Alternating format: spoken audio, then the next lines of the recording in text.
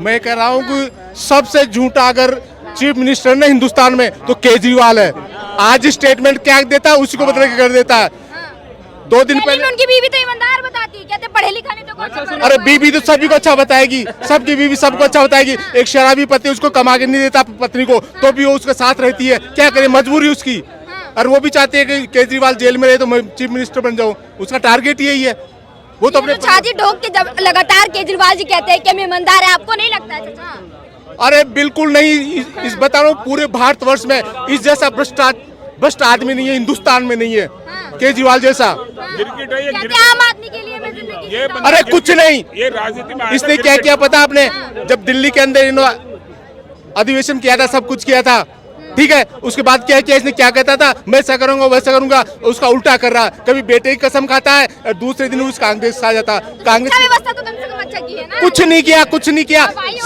अरे शिक्षा का क्या किया? कौन से स्कूल बना दिए, कौन से कॉलेज बना दिए उसने? और जो भी बनाया कुछ नहीं किया।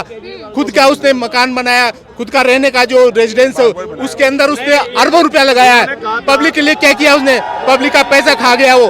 और इस दिल्ली गवर्नमेंट पे इतना कर्जा कर दिया कि जब मालूम चलेगा कि क्या होगा, फिर जब दूसरी गवर्नमेंट आएगी ना, जब पता लगेगा अरविंद केजरीवाल ने बदलाव देखेंगे क्या इस बार? क्या? बिल्कुल बदलाव होगा, बिल्कुल बदलाव होगा। अच्छा, आपने बोला कि भ्रष्ट है केजरीवाल, तो ईमानदार कौन है? देश कौन चलाएगा? देश तो कुछ ऐसा है जो कुछ ईमानदार लोग हैं उनके भरोसे देश चल रहा है। कौन है ईमानदार? कुछ का नाम बताएं। देखिए सबसे एक नंबर है मोदी। मोदी इस ईमानदार प्रधानमंत्री बनने का। उनको तो अरे जुमलेबाज तो वो कहते हैं जिनका भ्रष्टाचार बंद हो गया, जिनकी दुकानें चलती थी भ्रष्टाचार के नाम पे, उनकी दुकानें बंद हो गई, वो तो ऐसा ही कहेंगे। मैंने क्या है कि प्रथम प्रधानमंत्री नेहरू से लेके आज तक के सभी प्रधानमंत्री देखे हैं, ठीक है। क्या डिफरेंस है एक बार आप ये बताएं? डिफरेंस ये है कि इसने कोई भ्रष्टाचार नहीं किया, देश को इतना आगे ले गया कि वर्ल्ड के अंदर इसका नाम है। हिंदुस्तान का वर्ल्ड में नाम हो गया। पहले मीडिया इतना एक्टिव नहीं था तो लोगों को पता नहीं चलता था, कांग्रेस जितने घोटाले करती पता नहीं चलता था। आज सारे घोटालों को पता चल रहा। मोदी के ऊपर क्या घोटाला बताइए आप? कोई घोटाला नहीं है। क्यों? देश बेचते हैं ना, सबसे बड़ा तो ये आरोप लग रहा है। किसको बेच दिया? किसने खरीदा देश को? देश को किसने बेचा? किसने खरीदा? किसने खरीदा? आप तो युवा है, रोजगार की बात करना चाहिए, आप राहुल गांधी के साथ होना चाहिए। मैं क्यों, मेरी तो जॉब लगी है, मैं क्यों जाऊँ? अच्छा, आपके पास रोजगार है? हाँ, कहते हैं कि रोजगार देने का वादा कर करके रोजगार नहीं किसे नहीं मिला? जो पढ़ा लिखा है, जिसके पास स्किल्स हैं, अच्छे से करी है उसने अपनी एजुकेशन, उसको जॉब मिली हुई है। प्लेसमेंट्स नहीं देखता आप। जो लोग बोल रहे कि बदलाव की जरूरत है और कह रहे कि एक युवा नेता की जरूरत है जो पढ़ा लिखा हो, तभी युवा शिक्षित होगा, युवा आगे बढ़ेगा, देश तरक्की करेगा। क्या भाई देखिए दिल्ली में देख लो, जब युवा और आई थिंक एडल्ट भी साथ में कह रहे हैं केजरीवाल जाना चाहिए, बीजेपी जाएगी, तो इससे बड़ा और क्या हो सकता है? और जो उनकी वाइफ कह रही है केजरीवाल की कि पढ़े लिखे आदमी को जेल में डाल दिया, तो भाई कॉन्स्टिट्यूशन सबके लिए इक्वल है। पढ़ा लिखा क्राइम करे, अनपढ़ करे, भिखारी करे, जेल में तो सब जाते हैं। बौखला गई है, ये भी कहते रही है। तो कहने तो हमें कौन सा कुछ फर्क पड़ रहा है? वो कुछ ही कहे। बीजेपी सरकार बौखलाई नहीं है भाई उन्हें क्यों बौखलाने की जरूरत है? उन्होंने कोई क्राइम थोड़ी किया है जो बौखलाएंगे। चोर चोर चोर कह रहे थे जो 2024 में पलड़ा साफ करेंगे। अच्छी बात है, आप देख लेना, हम भी देख जाएगा मोदी जी का। अच्छी बात है। मोदी जी का क्यों होगा, दूसरों का। इंडिया अलायंस खत्म होगी सारी। बस इंडिया गठबंधन में कोई विजन नहीं दिख रहा है क्या? कहाँ विजन है? इसका विजन है। परिवार बता दो क्या नया आया बताओ आप? मैनिफेस्टो में क्या नई बात आई है बताओ? 1 लाख रुपए देने की वादा कर रहे हैं। 1 लाख रुपए का क्या करोगे आप? 1 साल में खत्म कर लोगे, उसके बाद क्या करोगे 1 लाख रुपए का? हर साल देंगे ना? कितनी देर तक चला लोगे 1 लाख रुपए बताओ? मेन चीज है basic food, clothing, shelter. Shelter मिल गया बीजेपी गवर्नमेंट में, क्लोथिंग मिल गई, फूड मिल रहा है, और क्या चाहिए? ये 3 तो बेसिक है ना। क्या देख क्या पा रहे हैं आप? क्या माहौल है? क्या इस बार मोदी जी का जो रिपोर्ट कार्ड है उसमें क्या है? माहौल आप यहाँ देख लो, सब कह रहे हैं बीजेपी को वोट देंगे, और क्या देखना है? अब की बार 400 पार और अब की बार तीसरी बार मोदी सरकार। मोदी जी जब बात करते हैं कि 2047 तक विकसित देश बना देंगे, तो आप क्या भरोसा कर पाते हैं? हाँ बिल्कुल। जिस हिसाब से चल रहे हैं बनेगा। युवाओं क्या विजन दिखता है मोदी जी में? ऐसा क्या चीज है जो अट्रैक्ट हुआ आप उनकी तरफ? भाई देखो, सबसे पहले तो उन्होंने एजुकेशन अच्छी कर दी। NEP आई है, न्यू एजुकेशन पॉलिसी।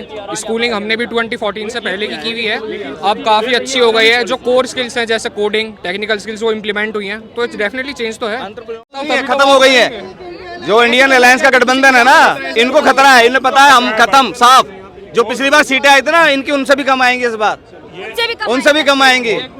ये जो है सारा जो कांग्रेस है ना, ये अब लास्ट वो कहते हैं ना कि दीपक बुझने वाला है। बुझने से पहले लो जलती अब वो जो तेज जल रहे हैं, राहुल जी कर रहे हैं ना, जो बचा कुचा पैसा उन्होंने इकट्ठा किया हुआ है ना, वो अब लगा रहे हैं, क्योंकि अब खत्म होने वाला है कांग्रेस। इसका हर आदमी इनसे करप्शन से तंग आ चुका है। आप देखो यार, इनका बैकग्राउंड देखो ना, इन्होंने क्या क्या कांड किए हुए हैं। इनके अभी भी घरों में, जो लीडरों के घरों में लाखों करोड़ों पैसे निकल रहे हैं नेताओं के, कैसे निकल रहे हैं, और इनको शर्म भी नहीं आती है, मतलब बोलते भी नहीं है। पता क्या करते, जब पैसे निकलते हैं कांग्रेस से, वो चुपचाप सब छुप जाते हैं, बोलता भी नहीं है कोई, भाई ये क्या से पैसा आया। मैं कह रहा हूँ हिंदुस्तान को इन्होंने इतना लोगों को मजबूर कर दिया, लोग हताश हो गए। अब इसलिए हम मोदी को लेके आए हैं। हमें ऐसा लीडर चाहिए, ईमानदार और शक्तिशाली, हिंदुस्तान का नाम ऊंचे करने वाला हमें और लीडर दबंग चाहिए। फैसले लेने वाला। कह रहे हैं मोदी जी ईमानदार है, क्या कहेंगे आप? मैं उनकी बात नहीं करूंगा, किसी की नहीं। आपने एक सवाल अभी कर रहे थे कि ये सरकार जो है नाम बदल रही है, क्या ये ठीक है? सरकार नाम नहीं बदल रही, पुराने नाम वापस दे रही है। नाम नहीं बदल रही, जो उनके वास्तविक नाम है वो दे रहे हैं। एक सेकंड जी, भगवान कृष्ण ने दुर्योधन से पांडवों के लिए 5 गांव मांगे थे। क्या आपको मालूम है? आप पत्रकार हैं, कुछ ना कुछ डिग्री हासिल की होगी, वो 5 गांव कौन से हैं? बता दो, मुझे नाम पढ़ाई करो। इसके बाद एक मिनट जी, अब आपको इतिहास में पढ़ाया ही नहीं गया। आप महाभारत में खोजोगे तिलप्रस्थ, वानप्रस्थ, सोनप्रस्थ, पानप्रस्थ, आपको इतिहास में मिलेंगे नहीं। आप कहोगे कि ये बेकार है। अब मैं आपको बताता हूँ, तिलप्रस्थ था हमारा फरीदाबाद, सोनप्रस्थ था सोनीपत, पानप्रस्थ था पानीपत, वानप्रस्थ था बागपत, इंद्रप्रस्थ था दिल्ली। तो एक अगर हम एक लुटेरा आया, उसने हमारे ऊपर जुल्म किया, मारा पीटा, हमें काटा पीटा और हमारे शहर का नाम बदल के वो चला गया, हम उसके नाम को क्यों ढोते रहे? एक फरीद खान आया था, उसने फरीदाबाद रख दिया, क्यों? अगर अब उसको तिलपत करते हैं तो सब मर जाएंगे। ये एक मिनट जी, विपक्ष आवाज क्यों उठा रही है? हाँ जी, विपक्ष के पास कुछ है ही नहीं, मुद्दे नहीं है, है ही नहीं। उन पे मुद्दे नहीं है। मुझे बताओ, ये भारत देश हमारा है, मुगलों ने हम पे 8 साल राज किया, बड़े घमंड से कहते हैं वो, आज भी कहते हैं कि हमने इनके ऊपर 800 साल राज किया, जबकि उन्होंने पूर्णतः कभी राज नहीं किया। ये भी एक सच्चाई है, पूरे भारत में कभी मुगलों का शासन स्थापित नहीं हुआ। एक सेकंड जी, दक्षिण भारत हमेशा अछूता रहा, महाराष्ट्र से आगे मुगल शासन कभी नहीं बढ़ा। ठीक, राजस्थान एक राज्य है, कभी पूरा मुगलों के अधीन नहीं आया। राजस्थान के 31 जिले हैं, क्या एक भी जिले का नाम बदला गया? सबके सब पुराने नाम आ रहे हैं। तो क्या लगता है, जिनके नाम बदले गए उनको वापस? बिल्कुल होना चाहिए। हैदराबाद का नाम भाग्यनगर होगा, अहमदाबाद का नाम कर्णावती होगा, होकर रहेगा। हाँ जी, हम सपोर्ट में, हम जनता है, मैं आपके सामने खड़ा हूँ। बाकी मोदी ने अच्छा किया बुरा किया ये भाई साहब जाने, सब जो भारत का इतिहास है मैं वो आपको बता रहा हूँ। तो किसकी सरकार देख रहे हैं आप? हाँ जी, सरकार तो एक ही है, मोदी जी, मोदी जी। बिल्कुल खुले सर्वम।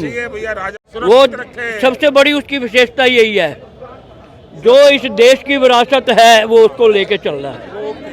तो मुद्दे रहने वाले देश की विरासत? नहीं, मुद्दे गवर्नमेंट करे या विपक्ष आपस में क्या करें, मुद्दे रहने वाले? हमारा तो यही है कि जो देश को संभालना है बेहतर है, वो बहुत बढ़िया संभाल रहे हैं, बहुत बेहतर संभाल रहे हैं मोदी हर जी, वर्ग को लेके चल रहे हैं। हर वर्ग को लेके चल रहे हैं।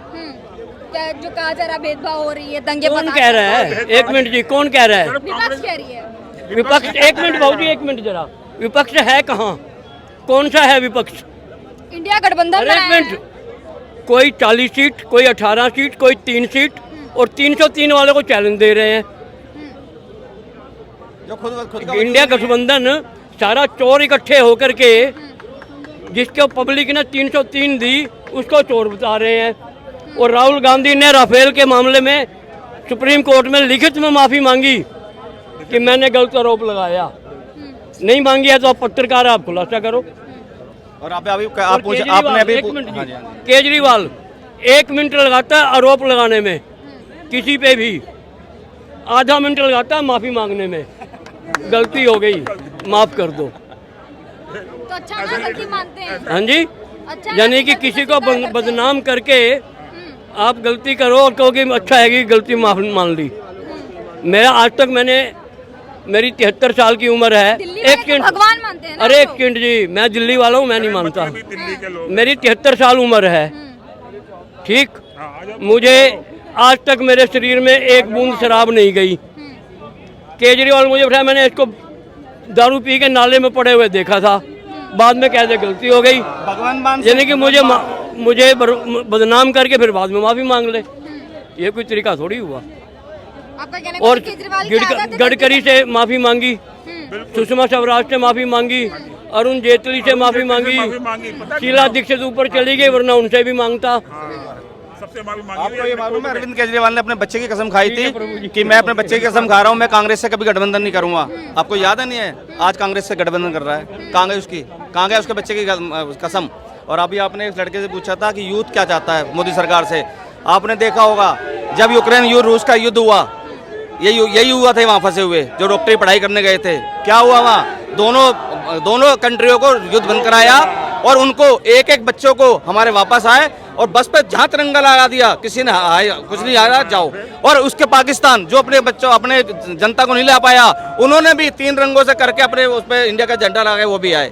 और बांग्लादेश वाले जो नहीं जा पाए थे, वो बांग्लादेश वाले भी तिरंगा लगा के आए हैं। शेख हसीना ने तो हालांकि उन्होंने शुक्रिया अदा किया था कि मोदी जी का शुक्रिया जो हमारे बच्चों को बचा के लाए, लेकिन पाकिस्तान नहीं मानता इस बात को, ना उसके बस की है कुछ करना। आज पाकिस्तान को बिना लड़े कटोरा लेके बैठा दिया है, क्या हालत है उसकी।